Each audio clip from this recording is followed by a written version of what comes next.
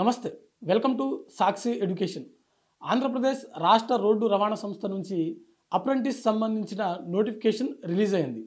So ఈ నేపథ్యంలో మొత్తం ఎన్ని పోస్టులకు సంబంధించిన ఈ నోటిఫికేషన్ రిలీజ్ అయింది, దీనికి సంబంధించిన ఎడ్యుకేషన్ క్వాలిఫికేషన్ ఏంటి, దాంతో పాటుగా ఏజ్ లిమిట్ ఏ విధంగా ఉండాలి అనే దాని గురించి మనం ఈ వీడియోలో పూర్తిగా తెలుసుకునేటువంటి ప్రయత్నం చేద్దాం.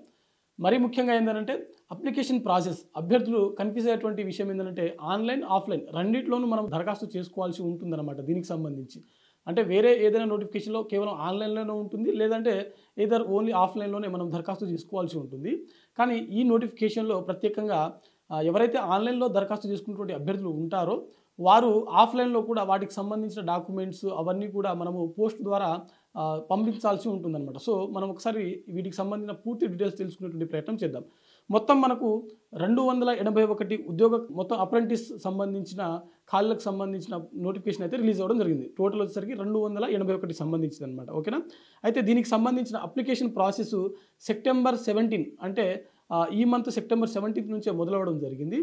అక్టోబర్ 4 వరకు మనకు దీనికి సంబంధించిన దరఖాస్తు ప్రక్రియ ఆన్లైన్లో అందుబాటులో ఉంటుంది.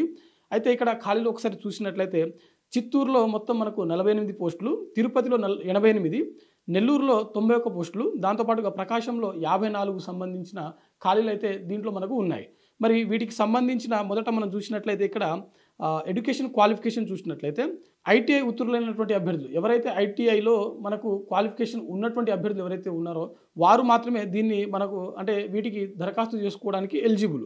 అయితే ఇక్కడ అభ్యర్థులు గమనించవలసినటువంటి విషయం ఏంటంటే ఐటీఐ అంటే ఆల్ ఓవర్ స్టేట్లో క్వాలిఫై అయినటువంటి, అంటే ఆల్ ఓవర్ స్టేట్లో ఏదైనా ఐటీఐ సెంటర్ నుంచి క్వాలిఫై అయినటువంటి అభ్యర్థులు కాదు, కొన్ని డిస్ట్రిక్ట్స్ నుంచి మాత్రమే క్వాలిఫై అయినటువంటి అభ్యర్థులు మాత్రమే ఎలిజిబుల్. మరి అది ఏంటిది అనేది ఆ డిస్ట్రిక్ట్లో ఒకసారి చదివేటువంటి ప్రయత్నం చేస్తాను. ఇక్కడ నోటిఫికేషన్లో మనకు చాలా క్లియర్గా మెన్షన్ చేయడం జరిగింది. నూతనముగా ఏర్పడినటువంటి చిత్తూరు, తిరుపతి, ఎస్పీఎస్ఆర్ నెల్లూరు మరియు ప్రకాశం జిల్లాల పరిధిలో ఉన్నటువంటి ఐటీఐల నుండి ఉత్తీర్ణులైనటువంటి అభ్యర్థులు మాత్రమే ఈ పోస్టులకు అర్హులు. సో గమనించండి, అభ్యర్థులు ఎవరైతే ఈ చిత్తూరు, తిరుపతి, ఎస్పీఎస్ఆర్ నెల్లూరు మరియు ప్రకాశం జిల్లాలలో చదువుకున్నటువంటి అభ్యర్థులు మాత్రమే ఈ పోస్టులకు దరఖాస్తు చేసుకోవాల్సి ఉంటుంది. ఓకేనా. సో మరోవైపు దీనికి సంబంధించిన విధానము అంటే ఆన్లైన్ విధానము ఏ విధంగా ఉంటుంది అని అంటే మనము ఆన్లైన్లో మనకు సంబంధించిన డాక్యుమెంట్స్ 10th క్లాస్ వరకు సర్టిఫికేట్స్ అది ఏదో దాంతోపాటుగా క్యాస్ట్ సంబంధించినవి కావచ్చు, ఇతర వేరే ఎడ్యుకేషన్ క్వాలిఫికేషన్ డాక్యుమెంట్స్ ఏవైతే ఉన్నాయో వాటన్నిటిని కూడా మన దరఖాస్తులో సబ్మిట్ చేయాల్సి ఉంటుంది.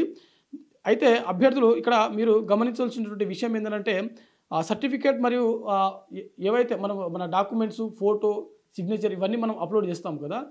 ఈ ప్రాసెస్ కంప్లీట్ అయిపోయిన తర్వాత మన అప్లికేషన్ ఫామ్ ఏదైతే ఉందో ఆన్లైన్లో సబ్మిట్ చేసినటువంటి అప్లికేషన్ ఫాము, దాంతోపాటుగా మనం కంప్లీట్ చేసినటువంటి అప్రెంటిస్ సంబంధించినటువంటి రిజిస్ట్రేషన్ నెంబర్ ఒకటి ఉంటుంది. మనం ఆ వెబ్సైట్లో మనం అప్లై చేసుకునేటప్పుడే అప్రెంటిస్షిప్ సంబంధించిన రిజిస్ట్రేషన్ నెంబర్ కూడా మనకు జనరేట్ అవ్వడం జరుగుతుంది.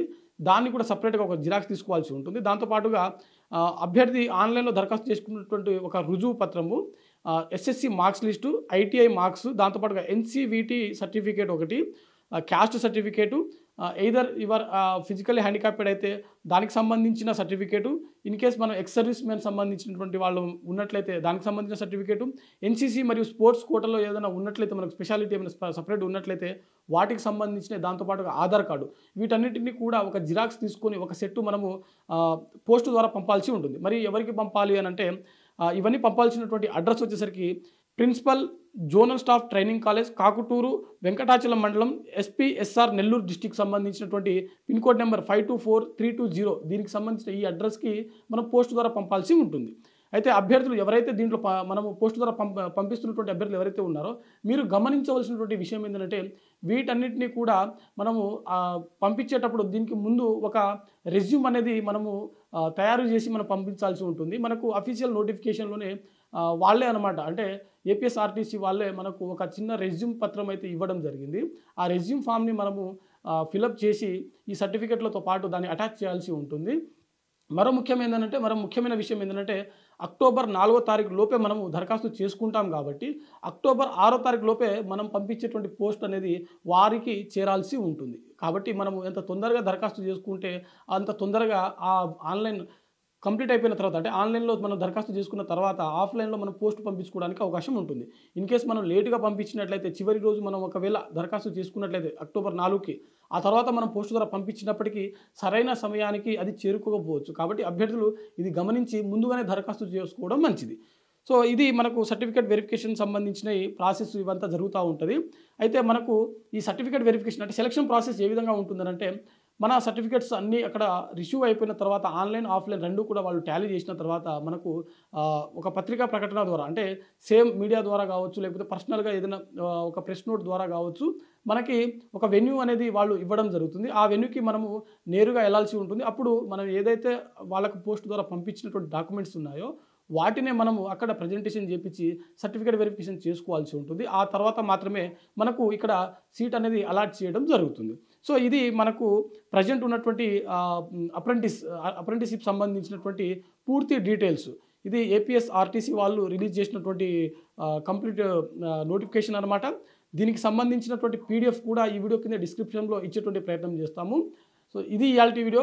చూస్తూనే ఉండండి సాక్షి ఎడ్యుకేషన్. మరిన్ని వీడియోస్ కోసం మా ఛానల్‌ని తప్పకుండా సబ్స్క్రైబ్ చేసుకోండి. Thanks for watching. Thank you all.